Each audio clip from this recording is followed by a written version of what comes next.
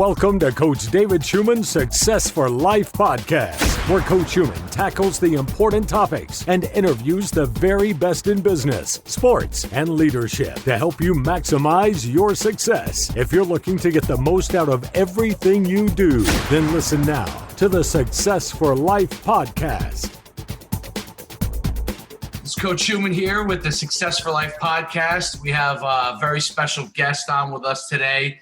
Henry Kaminsky from Unique Designs, and it's an unbelievable. I came across it on LinkedIn, and I can't remember if he reached out to me or how exactly it happened, but then I got drawn into his website and was just blown completely away. I want to introduce you guys to him and let him tell a little bit about yourself, and then we're going to talk about just some of the things that I think he's doing that's dynamic and different. And we'll talk a little bit about the business space as well and what we see going on in sales, because there's so much stuff going on. There's so much information out there. There's so much bullshit, as I like to say, out there as well, right? So it's a couple of Jersey guys connecting here and really trying to take things to the next level. And obviously my focus is on small business growth. Henry's going to focus on building your business as big as possible. So I definitely want to introduce him, and I'll let him run and tell you a little bit more about himself. Well, Dave, thanks a lot for having me on the show. Really appreciate it. And LinkedIn is a very powerful platform. I've met some rock stars via LinkedIn. Folks have been on my podcast, the Brand Doctor podcast, and I've been on theirs like we're doing today. And it's just LinkedIn is just a great platform to connect with like-minded entrepreneurs and business owners that are all trying to, do the same thing. So, I appreciate being on the show. And so real quick, a little bit behind, backstory on me. I started out as a graphic designer 10 and a half years ago. And I was just that one-man band freelancer, just cranking away. And one day I woke up after 20 hours. Well, it was about the first year of business, right? 20-hour days working on a laptop. I didn't even have a mouse. I was using the little platform on the laptop as my mouse, right? Designing, for local cover bands and all types of small projects, right? And I woke up a year later and there was $250,000 in the bank. And it was amazing how if you just, follow your passion and really just dive into something and go super, super deep with it, you become a master of it. And so when I started that, and I really focused in on graphic design, I really started to build up the business. Now, there's a whole backstory to that too. I worked at Hackensack Medical Center in Hackensack, in my corporate career.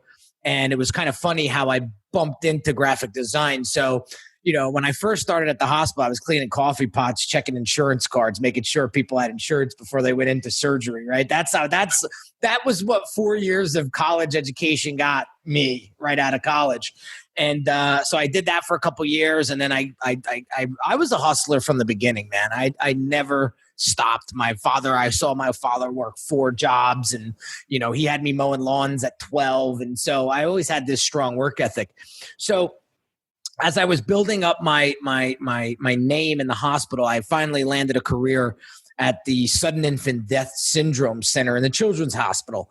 And my responsibility was to create fundraising events and then take that money that I raised and help families that lost a baby to sudden infant death syndrome in the state of New Jersey. So I was responsible for, creating events. Like we would do events at the boardwalk in Point Pleasant. We would go to Dorney Park and, all different types of events. So it was a very rewarding job, but it was very sad at the same time. But I actually had Z100 sponsor one of my events one year, and it was just literally cold turkey. I emailed Danielle Monero from the morning show, and she responded back. And she's like, "I'd love to help you."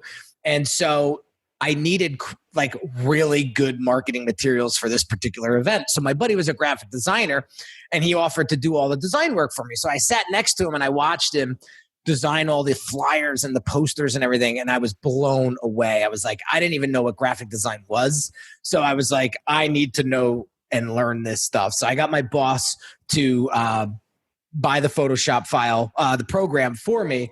And I started doing all the invitations and promos in-house.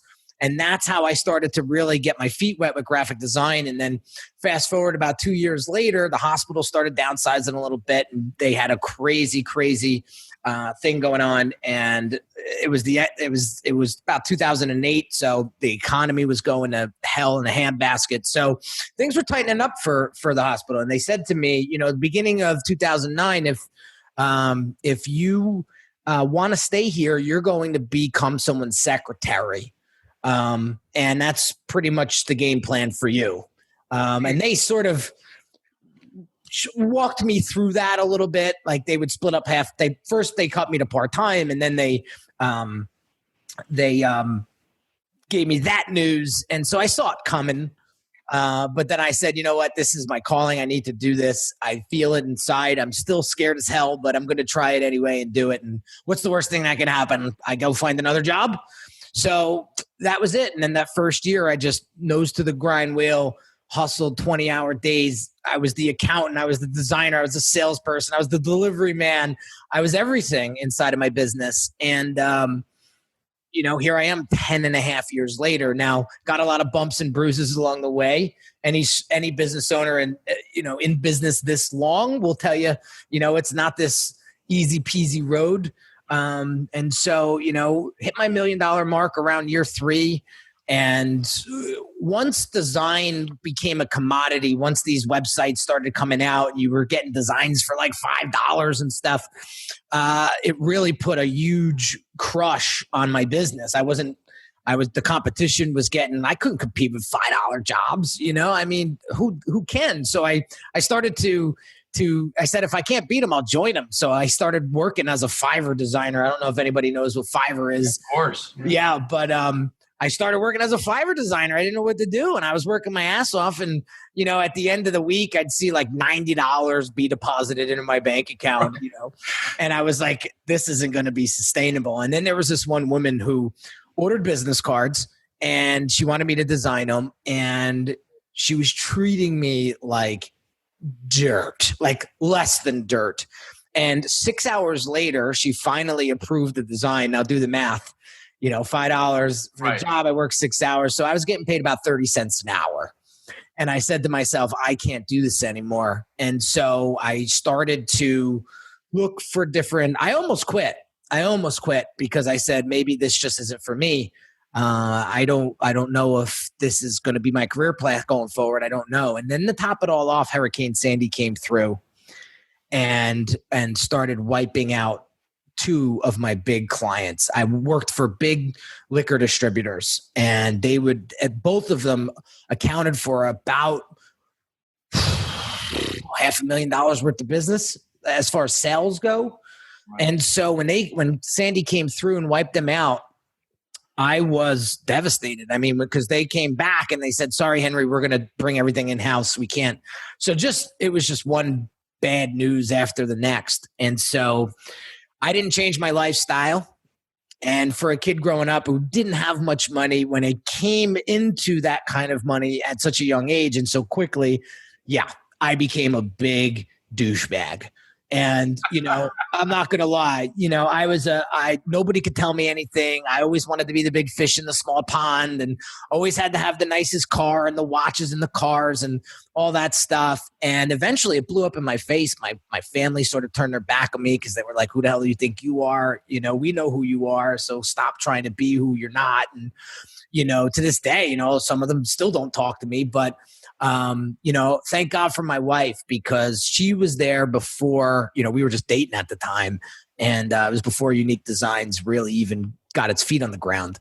And so, she still pulls out the business card I gave her when I first met her. I was like, yeah, I'm a graphic designer with my own business. You know, I was that guy, right? I was 23 years old. I thought it was the best thing, you know, I thought I was like Trump, you know? So anyway, a lot of ups and downs. And I finally got back on my feet because I realized that I needed to reposition my value. I needed to deliver value at a higher level. So I wasn't commoditized anymore. And so I dove deep into branding and strategy and digital marketing and sales funnel design and all of that. And I bumped into ClickFunnels. All right, so let me stop you. I want to stop you right there because I want to hit on this. Okay. And it's something that I'm truly intrigued about, and I think our listeners will absolutely love what you're going to talk about here.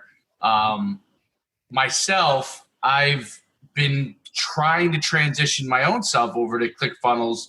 I have a ClickFunnels account. I can't think of the guy who Russell Brunson. Yeah, Brunson. Yeah. I've watched all his videos, everything. So, and that's just how I am as an entrepreneur. Like I want to kind of roll my sleeves up, make sure I understand everything, start that process, and then get rolling. So much success that I've seen, at least recently in the last couple of years, have come through groups that are now in ClickFunnels. People were originally like, I had lead pages a couple of years ago that I had hired a guy that helped me with I have a big social media following, and it kind of got overwhelming at one point because there were so many messages coming through, so many leads coming through. And so I had hired a guy to really help me with that. And we used lead pages, which was good. But then there was all kinds of issues with it. And I still needed X for this and X for that. And so recently in the last couple of months, I came across ClickFunnels and just started consuming content on ClickFunnels, and that's kind of just how I am. And when I built my company, the first thing I did was I wrote a book. And before, this is back in 2002, I was originally training athletes. Now I'm completely in the football space from a business standpoint. But originally I was training athletes and I wrote a book. That was the first thing I did, was actually wrote a book. So I had my own model. I spent 22 out of 24 hours a day just writing it. I can't even remember what was going on in my relationships half the time there, because the person I was in a relationship with, I would forget half the things. That whole time period is almost like a slate of me just remembering writing. That was it. So it's crazy. So I started my business that way, and then kicked off and started building and got into different things from there, and it grew. And but what was really interesting is when I started going to ClickFunnels, it really began to intrigue me, because my business, which we talked about before we went on live, is we were in 5,000 fastest growing company, 2011 to 12. Probably could have been in 2013. I don't think I filled out the form that year because I didn't see the huge benefit from it from a business standpoint. It wasn't like that big of an impact for me. But then we plateaued, and then we actually started to collapse, and now we're in the process of rebuilding. A lot of what you kind of talked about when you talked about the $5 Fiverr stuff, we deal with in our side. We run camps and stuff. We went from our model. We don't charge a lot, but there's all these free, so the big shoe companies, Nike, Adidas, Under Armour, run free programs now. So we had to figure out how to adjust our model, because it went from 1 year, we were doing $2 million in sales to, almost halved in a year. And so employees, we went from having 15 employees in-house to almost none. And so we had to use contractors and decentralize a lot of things. So coming across ClickFunnels is really interesting. And that's when I came across, as I was going through ClickFunnels, and you talked to me on LinkedIn, and you talking about how you utilize ClickFunnels in design. I'd love for you to talk about how you discovered it, and what how you're utilizing ClickFunnels in association, what you're doing from your business, and what kind of impact that you think it has for customers and sales. Yeah, well, so first and foremost, I love Russell Brunson. He's a client of mine. I was a client of his for a couple of years, and I helped him sort of rebrand the ClickFunnels. When ClickFunnels first came out, his identity, his visuals were all over the place, and we were able to sort of wrangle all that in and really create some really great, impactful, visual identity and branding. And then, and as a flip, he was helping me sort of get back on my feet and really walk me through the digital marketing space, and really help me understand funnel design and architecture, right? So I knew that there was a need in the ClickFunnels community, because people were using it, but they weren't designers. They weren't savvy in this side of it.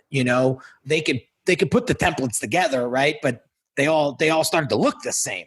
Everybody would just, change a color here and there, right? But the fonts and everything were all the same. So I came in and people started to see my design work in the funnel world, and they were like, I didn't even know ClickFunnels could do that.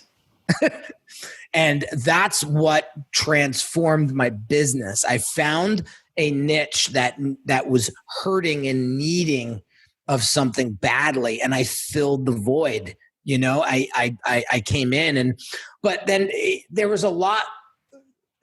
There's a lot to do with that. So I want to first and foremost tell your audience that ClickFunnels is a phenomenal tool, and let's not forget it's a tool. It's just like a hammer when you go build a house. But if you don't have the blueprint before you go build the house, that hammer is going to do you no good. And so I want your audience to really understand that ClickFunnels is a great tool to use to grow your business, generate leads, generate sales online. It's great. But if you do not have the foundational strategy, the brand strategy, the business strategy to use ClickFunnels, you are going to waste a tremendous amount of time, money, energy, and you will be out of business before you even launch. Why? Because you didn't do your homework. And I don't know how you want to preface this. I don't know what theme you want to mark this podcast, but I'm all about the basics. And when it comes to branding, and branding is the experience you give your audience or the people that you want to serve or sell to or your target audience. It's the gut feeling people get when they interact with you in your business. It's that promise that you deliver, to your audience. That's what brand is. People don't buy products or service. They buy brand. You're not wearing that sweatshirt today because, it's a phenomenal sweatshirt. You bought the sweatshirt because of the brand that's tailored to the front of it, right? That's why you bought the sweatshirt. So that's what people are missing when they're using this particular tool. And so when I have folks coming to me from the ClickFunnels community now, I'm very selective on who it is that I move forward with to help them, because what happens is if they're out there just trying to sell, Donald Trump toilet paper through a sales funnel, one, that's not going to really help. That's not going to fulfill me as a brand strategist, right? But if you have a great business that you want to impact the world and truly help people, and you want to create a business that is going to be long-term, then I'm more inclined to, and you're willing to do the homework, you're willing to build from the bottom up, then I'm more inclined to work with you, because I just seen a lot of get rich quick people in this community, and it's bothering me. And I unfortunately had to remove myself from it because I just couldn't deal with it anymore. It's toxic behavior. And I don't know where that's all coming from, but it needs to stop, because you're actually, wherever this information is coming from, it is doing these folks a disservice. Because if you don't know how to properly build a business, you shouldn't be building a business. And I'm sorry, ClickFunnels is a phenomenal tool, but it's not a business.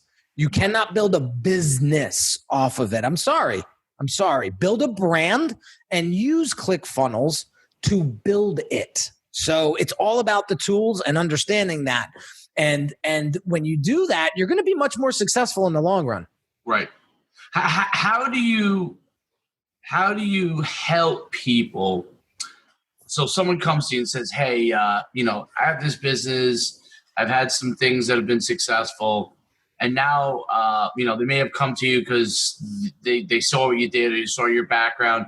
How do I get the strategy from a branding standpoint so I can go ahead and then utilize tools like ClickFunnels or I guess / build my business in a step-by-step process that makes my brand look like something special? Or in a lot of cases, like when I first started my company, just like you were. I was a one-man show driving around in my car working with athletes, and like, I built the reputation from one person to another. But if you went online, you would think that I had 1,000 clients, and because I broke, I videotaped stuff I did with them.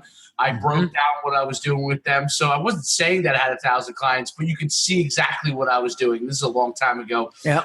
It was a rudimentary site, but the thing that I longed for that site in a sense, because it really just articulated exactly what I was trying to do. It had the book that I wrote, which had all the information in it, and at the time was a PDF. We actually would send it to them, or they could download it. And then it had the videos of what I was doing and why. And that was basically it. And then they could click and either book a training session or buy one of the things. And that was really it on the site. And it was back when a time, 2002, 2003, where it wasn't a big deal. And my background, believe it or not, when I first got out of went to college, I played football in college, got my MBA. I went right away in the technology industry, and I was lucky enough in a year into working that I got a job in New York City with a fast-growing boutique web development firm. And basically, I had done some stuff in college. I had launched my own company. I had a term paper writing company, which I slapped a one-page website up and built a membership thing, real rudimentary, and built a little business on that. So all of a sudden I got this job, was working with the biggest of the big clients, and I quickly realized, that was when I realized that I should go back to being an entrepreneur, because I thought they knew everything, right? I was like, I got to learn. I've got to grind it out. Like, these people know more than me. And I would go into these meetings with guys, and I was making good money, but I would go into these meetings with these guys, and they didn't have the foggiest idea. And they were making $400,000 or $500,000 a year. Didn't have the foggiest idea how they wanted to, in the case of banks, get online customers back then in that 99 time frame. They didn't know how to do that. And I was helping people do it. And I realized, wow, let me figure out something that I'm truly interested in and leverage business and that. And for me, it was sports and football, and I did that. So how does somebody go, and I guess it's my long-winded way of going and saying, how does somebody go and take that in today's day and age where there's so much information, so much crap on Fiverr? Like, you can spend all day on Fiverr, right? Going through, trying people out, spend $50 here, $20 here, $100 here, and not find anything, or find one guy that might do an okay job. And you're like, that's okay, and not quite what I want.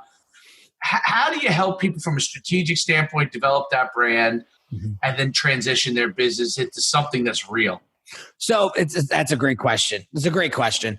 I usually start by asking the folks that engage me if they like to gamble or not. And they'll say, no, I don't like to gamble. I said, okay, me either, because that's why I pay a premium, and I pay for a certain amount of assurance when I engage and I purchase certain vendors to help me with my business growth. If you want a $5 brand, then go spend $5. There's that old saying too, if you want monkeys, keep paying peanuts. And so what I do is I really help my clients understand the basics, and I really help them do a couple of things. One is I help them uncover who exactly they are serving and who they want to serve. And then we want to differentiate them from the other folks. We want them to stand out. We want them to understand why people are investing in them. What are their values? What are their core beliefs? We want to help them go super narrow instead of broad and wide, because the quicker you get to really understanding and committing to doing one thing amazingly and extraordinarily well, you will be defined as a specialist. And we all know specialists get paid more than generalists. And so that's what I did with myself. I said, I don't want to be a graphic designer anymore because they're a dime a dozen. I want to be a strategist. The most value you could ever be paid for is your thinking. And so I said, I'm going to position myself as a designer who has a a tremendous savvy in brand strategy, brand development, business growth. You get anybody to design your website these days, you just mentioned. But how do you get somebody to help you grow your business and build a brand, connect with your audience? And then what we want to do is we want to connect the strategy to all of what I help them develop. So how do we position them? How do we help them find their voice? When you put the right message in front of the right person, that's when the home runs get hit. So 9 times out of 10, I could show you discovery sessions, intake forms from clients that write in it before they get on the phone with me that I am filling out this form for the sole reason is I don't know what my voice is. I want to know the words that help connect me to my audience. And that's exactly what I do. And so what I've done is I've created this freelance design business into a boutique branding agency. So now we have 16 employees and we have departments so I need to stay where I'm best. I'm a killer designer, but I love people and I love building the strategies out now. So I'm there with my clients and now I have my team. I have a ClickFunnels team. I have a development team. I have a design team and I pay top dollar for these guys because I'm a premium service. And so I want to look for those folks, the folks that value quality. They value premium. They want to be better. They want to continue to grow and improve. Like that's my ideal person, right? So when we my biggest philosophy is this. If you prescribe before you diagnose, you're considered as delivering malpractice.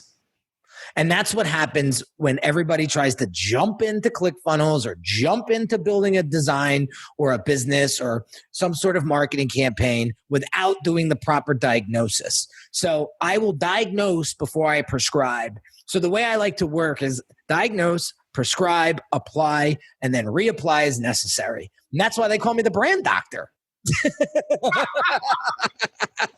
And that's where the planes come in a nice car. That's right. I love the videos. Yeah, so that's how I help my clients actually develop something of substance.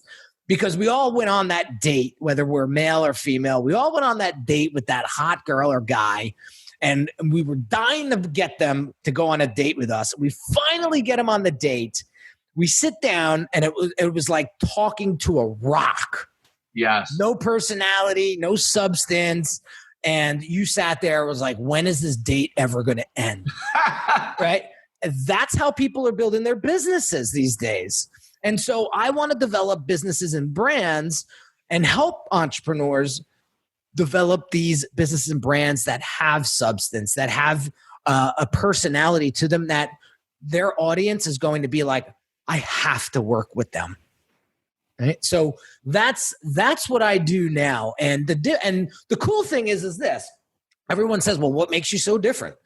So when you're talking about branding, there's 3 questions you got to ask yourself: who you are, what your product and service really is, what business are you really in, and what differentiates you? What is your differentiating point in the marketplace?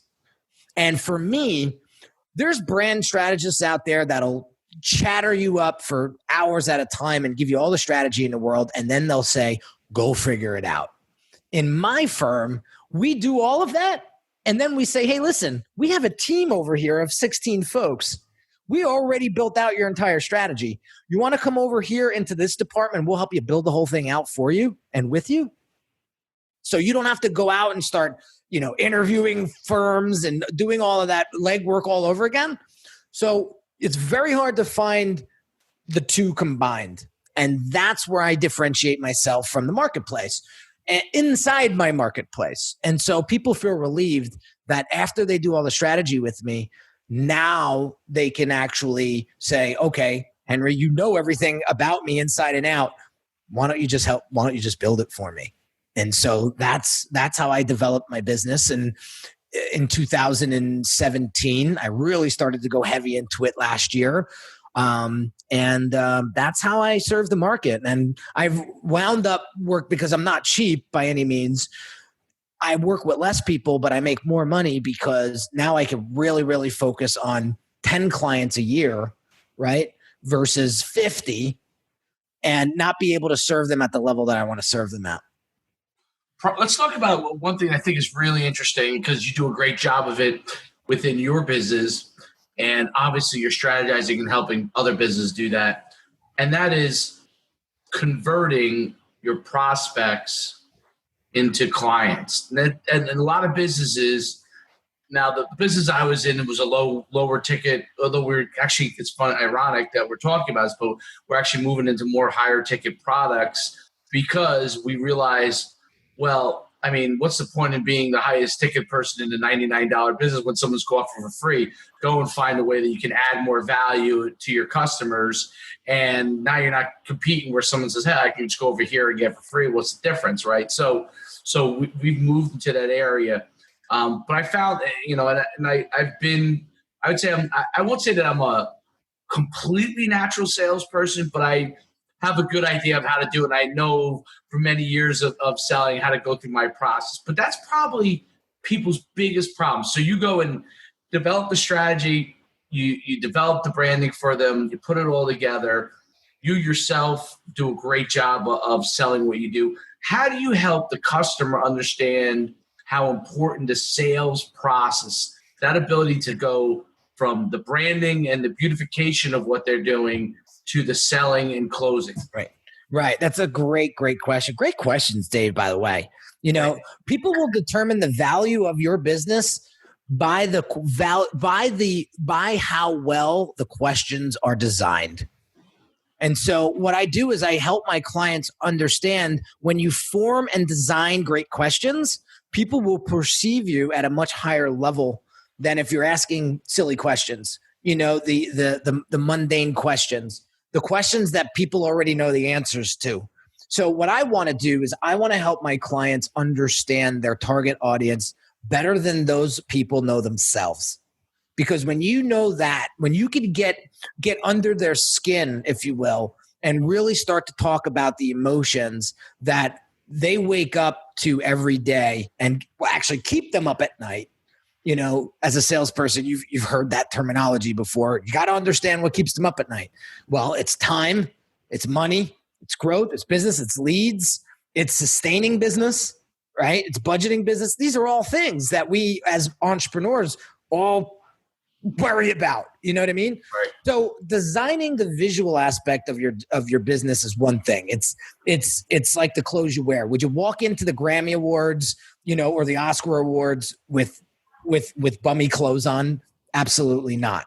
So are you gonna present your business in that fashion to the marketplace? If you don't, that's what I ask people that. Well, of course not. Well, then why would you spend $5 on a design? Right? Is that how you want your business to be represented? Because unfortunately, we're going to judge. We're just wired like that. And if I see a website that looks half-assed from the early 2000s, I'm going to immediately click off of it, because I'm going to say these people are outdated. I want cutting edge. I want next level. So that's how the visual identity is going to affect your bottom line, because you're going to be judged immediately whether or not you're credible or authoritative in your niche. So we got to get that dressed up first. The second thing is we want to have that substance. We want to be that hot guy or that hot girl with a great personality. Those people are phenomenal to be around, and we all flock to those types of people. That's your business is the same thing. It's a living organism. It's a person. It's a living organism, and what you feed it is going to determine how strong it will become. Are you going to put your kids in a cheap stroller? Are you going to put your family on a cheap bus route or a bus that's ready to fall apart to get them to where they need to? No, you're going to want to put them in the best case scenario you can to help provide for them. Well, it's the same thing for your business. Your business is no different. You got to treat it like how you would treat a child. Your son, your daughter, your wife, your husband, your significant other. When you start doing that, you'll start to see things a lot differently with inside of your business. Now, how to help them convert? Again, it's understanding who they're serving. And when you can put the blindfolders on and understand that you're not going to be able to please everyone everywhere, and you focus in on one person, you're going to win, because it's a lot easier to speak to one person than it is 1,000 people. So that's how you create a better conversion, or a more refined and distilled message to your audience, is you focus on a specific user profile. And that's what we do inside of the diagnosis phase of the program, of the Brand Accelerator program, is we go into and we create these user profiles for the client, with the client. So now we can pull out little nuances here and there that will help them put the right message in front of those folks. I'll give you a quick example. So I was working with a physician in Australia, great guy. And we went through this phase, and he had a company that helped the physicians pass their medical exam, to get to actually get their their practitioner license. Right. And he was positioning himself as like a prep course, when this guy has been a physician for 10 years, and this guy was a wealth of knowledge. And as we went through the diagnosis phase, we realized that the folks that were buying from him currently, they were buying the prep course because of him, not because of the prep course. So I said, Tom, you have to position yourself as a subject matter expert here, because they all want you. And when people want you, you've become the specialist now. Now you can charge top dollar for that. So we developed, 3 different tiers of business for him. An entry level, a medium level, and a back end core offer that was really going to make him all his money. And we developed that for him. And then he rolled it out, and he said, wow, I would have never, ever went this deep on my own. And that's why I hired you. And I said, there we go. I want people to start to think on a way deeper level. And I want them to start asking their audience questions and start asking themselves questions that they wouldn't ever think of. When you start to do that for your audience, now you become attractive. Now you start to create intrigue. And because they just want to be led. That's why they're hiring you. So lead them, and don't tell them things that they already know. Challenge them. And so that's how we create better conversion for our clients. Absolutely. I think it's really interesting. And I want to touch on, and I know we're probably coming up against it here, so I don't want to hold you up today, but there's a few people that, and you've probably listed them all yourself as well, that have become celebrities in the business. I don't even know if it's podcasting space or YouTube, and you probably know where I'm going to start to go with it. And I've watched some of their stuff and actually seen some speak live, some of them before they actually became famous. And I believe that some of the stuff that they're pitching, there are guys that I think are selling things spot on.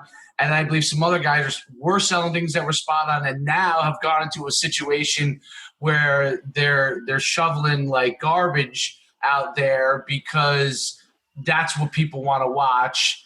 And I think it is beginning to, the entrepreneur growth that has happened is really good. And I think they may have had some level of responsibility in making that on a more mass scale.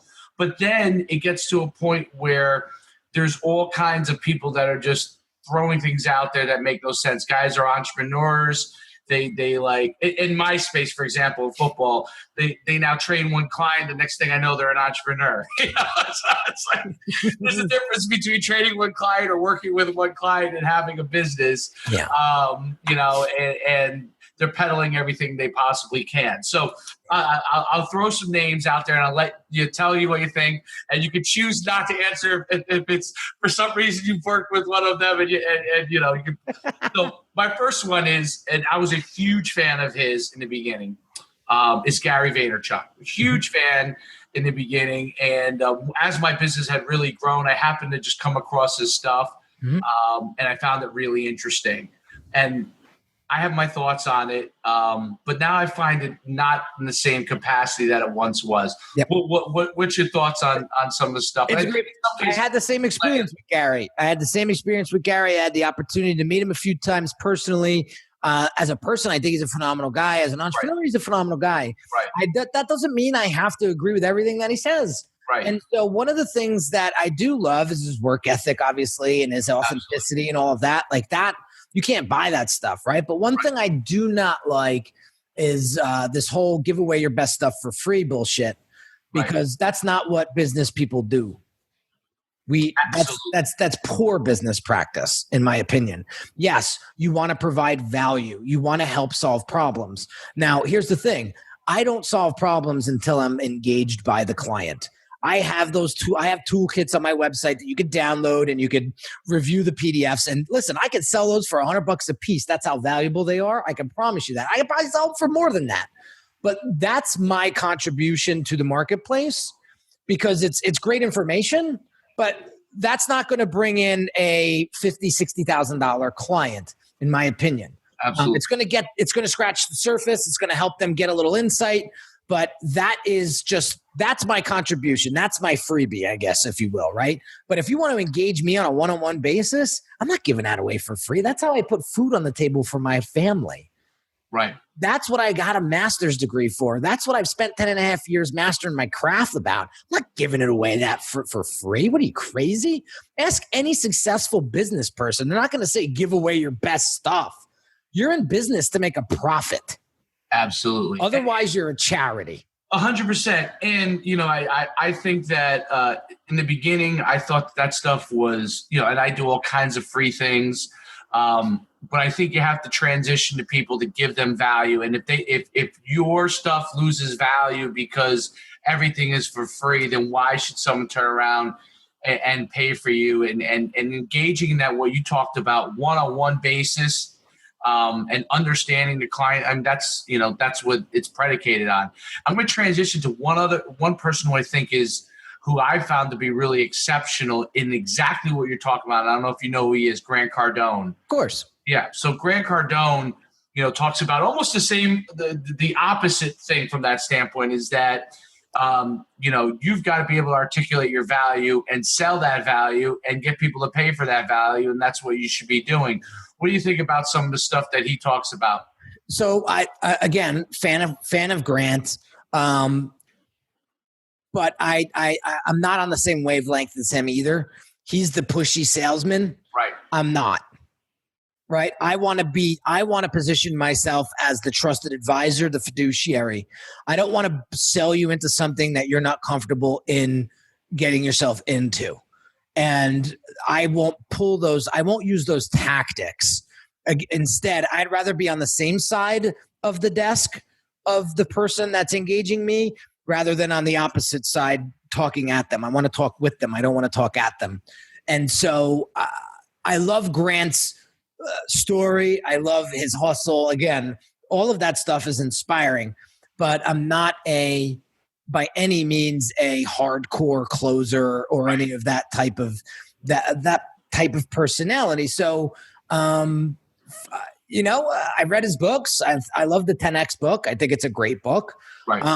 But you got to know how to use it with your finesse, like with your personality, if you try to be a Grant Cardone, which everybody, tries to do after read a book, right? After, you read Gary's book, now you're Gary Vaynerchuk, right? Now you're crushing it.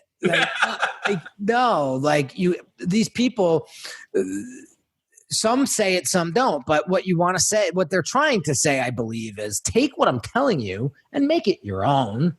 Right. But use the core, use the concept, use the core message that I'm trying to, but make it your own. So Again, that's my take on Grant. Nothing against the guy. Guy's tremendously successful. I mean, how could I, I'm not going to bash them, either of them, but I could agree and disagree on certain things. So how did you find, and this is where I transition on it, how did you find your voice as to what kind of sings in your heart about how you approach business? Because you got two guys who are both wildly successful, almost in kind of different philosophies of doing it, right? And you're almost kind of in between there in how you do things. How did you find your voice, and how do you help people to understand what they need to do to find what can make them successful?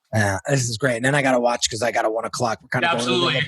Yeah, I had the client call me and I'm like, I got to call him. So real quick, here's what happens. I found my voice, and the way I found my voice is I worked with a lot of folks that I didn't want to work with. I found that they weren't good fits, and I realized that why they weren't good fits. And it wasn't them per se, it was me. And so I took 1000% responsibility for that. And I said, I'm just not going to be able to work with a client like that. If you want to become the art director, if you want to be the copywriter, if you want to take 1000% control over the project, then you don't need to hire me. You need to hire an order taker. I'm an expert. I'm a specialist. You're not going to walk into the doctor's office and tell them how to perform surgery on your knee after you blew it out on the 20-yard line. You're going to that orthopedic surgeon because you know that he's going to take care of that knee. And so I realized that those folks are the ones that I want to work with.